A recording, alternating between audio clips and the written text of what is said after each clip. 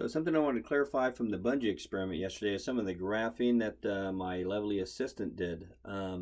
One is she did the first force versus displacement first of all, and she nailed the graph of the work that I did in stretching that thing out.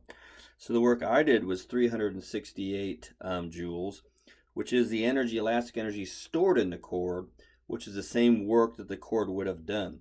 Now, had I actually showed you the graph of the cord doing the work, that would actually look something like this, because it starts out at 92 and then drops to 0. You notice it's the exact same work, whether it's the work that I did on the cord or the work did on me in pulling me that same distance.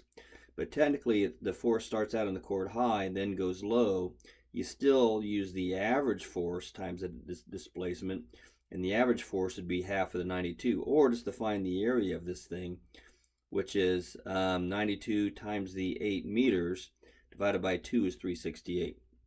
Then on the other side, my assistant also showed you the impulse graph of force versus the time.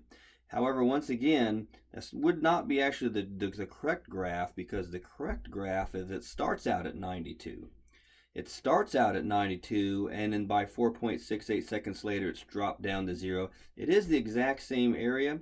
It is the same impulse on me of 215 Newton seconds or kilogram meters per second.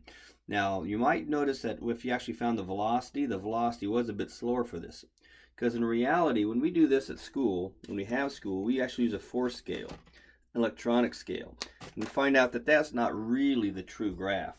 The true graph looks something more like this. And so actually the impulse was greater than 250 Newton seconds on me, because I'm missing a little bit area. It's not a linear relationship between force and time. Nearly linear with the force and displacement, but not with time. So in reality, the impulse was greater than the 215. That's a kind of an underestimate. All right, thank you much.